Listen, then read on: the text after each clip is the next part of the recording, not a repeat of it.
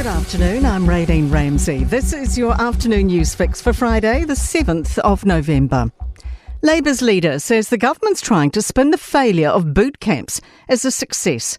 Oranga Tamariki's released its final report on the pilot program for young serious offenders, after 7 of the 11 re-offended. But the report says the frequency and seriousness of offending compared well against offenders who hadn't attended the camp. Chris Hipkins says the camps don't work. The boot camps were a disaster from woe to go, and now they're just trying to dress up the findings of the evaluation, saying, oh, well, it was only a small sample, we couldn't really tell whether it's going to work or not. The evidence is very clear, it was never going to work. Gloria Vale's deadline to convince the Ministry of Education against its school is being extended.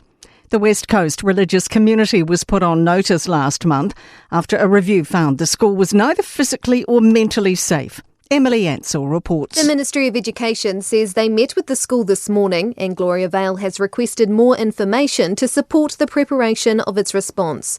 They now have until next Friday to consider the new information and make their submission. A well-known New Zealander is facing a new sexual abuse allegation and is due in court next week.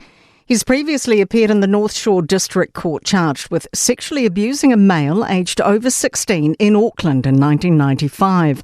It's understood an additional charge of unlawful sexual connection has been laid. The Science, Innovation and Tech Minister is confident in his reforms despite the PSA raising red flags. The union says redundancies from axing Callaghan Innovations cost many millions.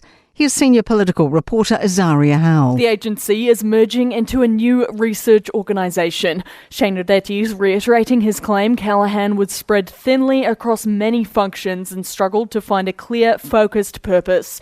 He says the government's supporting $70 million of AI research, putting $71 into materials and magnet tech and $42 million in biodiversity.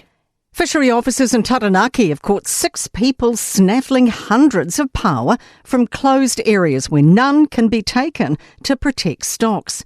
3 fishers were caught with 118 shellfish on Wednesday night, another 3 last night carrying 338. The cost of free school lunches will overtake the government's target of $3 a meal next year, and once again come from local providers. Associate Education Minister David Seymour's announced they'll be supplied by regional providers, abandoning the centralised model.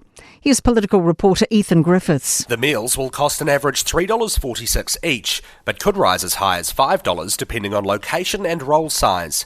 He says the program will still be significantly cheaper than the last government offering. Schools can now order on demand to prevent wastage.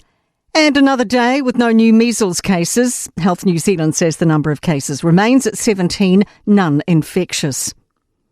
To sport, the All Blacks will wear a white strip against Scotland in Sunday's Grand Slam test at Murrayfield in Edinburgh. Manly Sea Eagles great Daly Cherry Evans has made history by joining the Sydney Roosters.